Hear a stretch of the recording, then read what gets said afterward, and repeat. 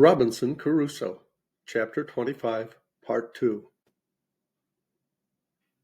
So I bade him sit still, and caused Friday to rub his ankles, and bathe him with rum, as he had done his fathers. I observed the poor affectionate creature every 2 minutes, or perhaps less, all the while he was here, turn his head about to see if his father was in the same place and posture as he left him sitting. And at last he found he was not to be seen. At which he started up, and without speaking a word, flew with that swiftness to him that one could scarce perceive his feet to touch the ground as he went. But when he came, he only found he had laid himself down to ease his limbs. So Friday came back to me presently, and I then spoke to the Spaniard to let Friday help him up, if he could, and lead him to the boat, and then he should carry him to our dwelling, where I would take care of him. But Friday, a lusty, strong fellow, took the Spaniard quite up upon his back, and carried him away to the boat, and set him down softly upon the side or gunwale of the canoe, with his feet in the inside of it, and then lifted him quite in, and set him close to his father, and presently stepped out again, launched the boat off, and paddled it along the shore faster than I could walk, though the wind blew pretty hard too. So he brought them both safe into our creek, and leaving them in the boat, ran away to fetch the other canoe. As he passed me, I spoke to him, and asked him whither he went. He told me, "Go fetch more boat." So away he went like the wind. For sure never man or horse ran like him. And he had the other canoe in the creek almost as soon as I got to it by land. So he wafted me over, and then went to help our new guests out of the boat, which he did. But they were neither of them able to walk, so that poor Friday knew not what to do. To remedy this, I went to work in my thought, and calling to Friday to bid him sit down on the bank while he came to me, I soon made a kind of hand-barrow to lay them on, and Friday and I carried them up both together upon it between us. But when we got them to the outside of our wall, or fortification, we were at a worse loss than before, for it was impossible to get them over, and I was resolved not to break it down. So I set to work again, and Friday and I, in about 2 hours' time, made a very handsome tent covered with old sails, and above that with boughs of trees, being in the space without our outward fence, and between that and the grove of young wood which I had planted. And here we made them 2 beds of such things as I had, viz., of good rice straw, with blankets laid upon it to lie on, and another to cover them on each bed. My island was now peopled, and I thought myself very rich in subjects, and it was a merry reflection which I frequently made, how like a king I looked. First of all, the whole country was my own mere property, so that I had an undoubted right of dominion. Secondly, my people were perfectly subjected. I was absolute lord and lawgiver. They all owed their lives to me, and were ready to lay down their lives, if there had been occasion of it for me. It was remarkable, too, we had but 3 subjects, and they were of 3 different religions. My man Friday was a Protestant, his father was a pagan and a cannibal, and the Spaniard was a papist. However, I allowed liberty of conscience throughout my dominions, but this is by the way. As soon as I had secured my 2 weak rescued prisoners and given them shelter and a place to rest upon, I began to think of making some provision for them. And the first thing I did, I ordered Friday to take a yearling goat, betwixt a kid and a goat, out of my particular flock to be killed. When I cut off the hindquarters and chopped it into small pieces, I set Friday to work to boiling and stewing, and made them a very good dish, I assure you, of flesh and broth, having put some barley and rice also into the broth. And as I cooked it without doors, for I made no fire within my inner wall, so I carried it all into the new tent. And having set a table there for them, I sat down and ate my own dinner with them, and, as well as I could, cheered them and encouraged them.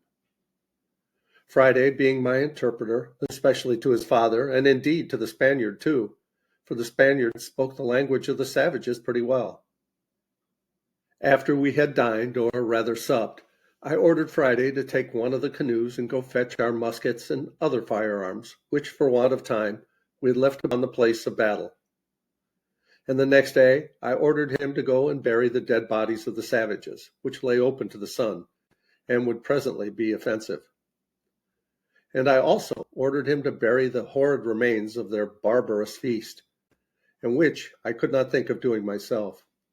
Nay, I could not bear to see them if I went that way. All of which he punctually performed, and defaced the very appearance of the savages being there, so that when I went again I could scarce know where it was, otherwise than by the corner of the wood pointing to the place. I then began to enter into a little conversation with my two new subjects, and first I set Friday to inquire of his father what he thought of the escape of the savages in that canoe, and whether we might expect a return of them with a power too great for us to resist. His first opinion was that the savages in the boat could never live out the storm which blew that night they went off, but must of necessity be drowned, or driven south to those other shores, where they were as sure to be devoured as they were to be drowned, if they were cast away. But as to what they would do if they came safe on shore, he said he knew not. But it was his opinion that they were so dreadfully frightened with the manner of their being attacked, the noise, and the fire, that he believed they would tell their people they were all killed by thunder and lightning, not by the hand of man, and that the two which appeared, viz., Friday and me, were two heavenly spirits, or furies, come down to destroy them, and not men with weapons. This he said he knew, because he heard them all cry out so in their language to one another. For it was impossible to them to conceive that a man could dart fire and speak thunder and kill at a distance without lifting up the hand as was done now. And this old savage was in the right, for as I understood since by other hands, the savages never attempted to go to the island afterward. They were so terrified with the accounts given by those 4 men, for it seems they did escape the sea, that they believed whoever went to that enchanted island would be destroyed with fire from the gods. This, however, I knew not, and therefore was under continual apprehensions for a good while, and kept always upon my guard, me and all my army. For as we were now 4 of us, I would have ventured upon 100 of them fairly in the open field at any time.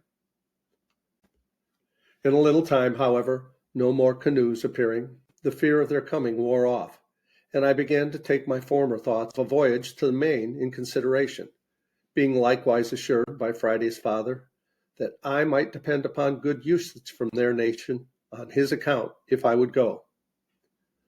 But my thoughts were a little suspended when I had a serious discourse with the Spaniard, and when I understood that there were 16 more of his countrymen and Portuguese, who, having been cast away and made their escape to that side, lived there at peace, indeed, with the savages, but were very sore put to it for necessities, and indeed for life. I asked him all the particulars of their voyage, and found they were a Spanish ship bound from the Rio de la Plata to Havana, being directed to leave their loading there, which was chiefly hides and silver, and to bring back what European goods they could meet with there. That they had 5 Portuguese seamen on board, whom they took out of another wreck, that 5 of their own men were drowned when the first ship was lost, and that these escaped through infinite dangers and hazards, and arrived almost starved on the cannibal coast, where they expected to have been devoured every moment. He told me they had some arms with them, but they were perfectly useless, for that they had neither powder nor ball, the washing of the sea having spoiled all their powder but a little, which they used at their first landing to provide themselves some food. I asked him what he thought would become of them there, and if they had formed no design of making any escape. He said they had many consultations about it, but that having neither vessel nor tools to build one, or provisions of any kind, their counsels always ended in tears and despair.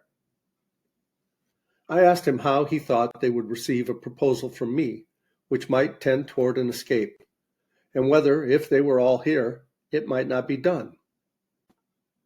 I told him with freedom I feared mostly their treachery and ill usage of me if I put my life in their hands, for that gratitude was no inherent virtue in the nature of man, nor did man always square their dealings by the obligations they had received, so much as they did by the advantages they expected. I told him it would be very hard that I should be the instrument of their deliverance, and that they should afterwards make me their prisoner in New Spain, where an Englishman was certain to lose his life, what necessity or accident soever brought him thither, and that I had rather be delivered up to the savages and be devoured alive. I added that otherwise I was persuaded, if they were all here, we might, with so many hands, build a bark large enough to carry us all away, either to the Brazils southward, or to the islands or Spanish coast northward. But that if in requital they should, when I had put weapons in their hands, carry me by force among their own people, I might be ill used for my kindness to them, and make my case worse than it was before.